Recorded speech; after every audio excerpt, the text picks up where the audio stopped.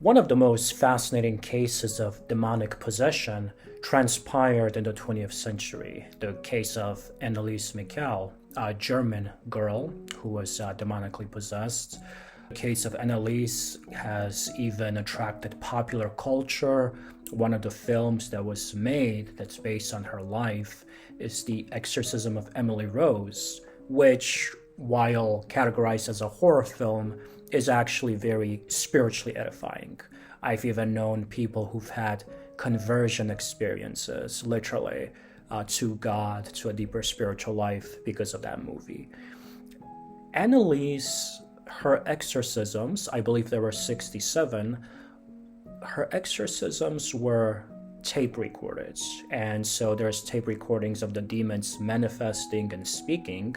And what's fascinating is that sometimes demons can speak truths during exorcisms, including truths about reality and the spiritual realm and life and all that is.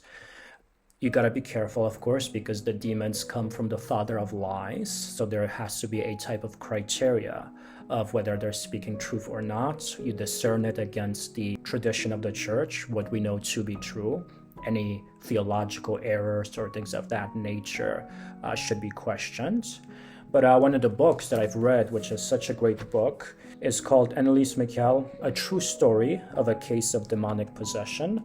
It is written by the great Spanish exorcist, Father Jose Antonio Fortea, and Lawrence LeBlanc, who's a writer in Canada. And this book has the transcripts of what the demons allegedly said during the exorcisms. And I wanted to offer one teaching, one insight from the demons. Yes, we can learn from the demons, as peculiar as that sounds. Excerpt from the transcript, September 29th, 1975, exorcism. One of the demons starts speaking about Anneliese's sister, Gertrude. That other one, Gertrude, goes down there to Portugal and preaches of that one, the Virgin Mary, and speaks of the apparitions in 1917. No one believes in them today. That one is taking too many from me. Fascinating insight, right? The insight that Anneliese's sister would preach about the apparitions of Fatima, and that this would have an effect against the work of the demons and would take many souls away from the demons.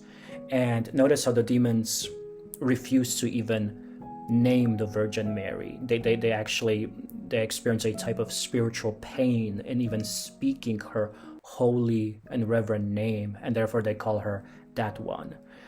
But notice also here the truth of the wisdom that there is great spiritual fruits that can transpire when we preach about Our Lady's apparitions.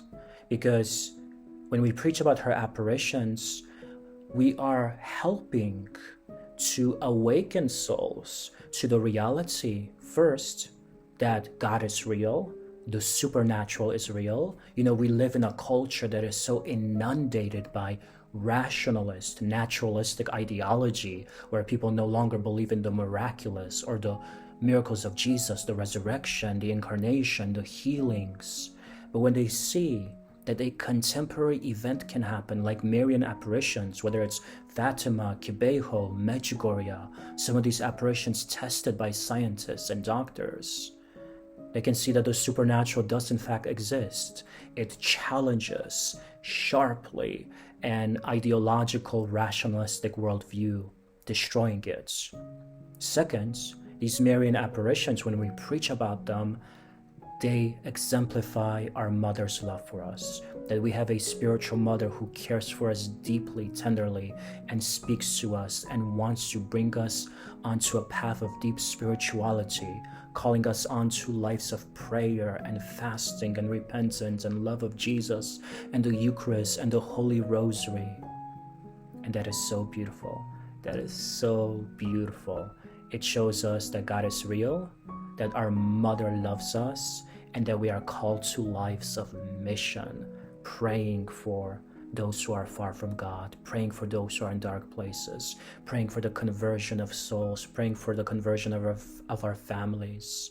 So to preach about Our Lady's apparitions is a great task that helps take souls away from demonic bondage, demonic influence. It is often a person who offers testimony that can help break demonic strongholds. Notice how the book of Revelation chapter 12 says that they defeated him, the devil, by the blood of the Lamb and by the word of their testimony. So if you've had a testimony due to a Marian apparition or due to any type of grace of God that you have received, share it. Do not be afraid. Break demonic strongholds. Be somebody like Anneliese's sister, who takes too many souls away from the demon, because no number of souls can be too many when you help save them from the fires of hell.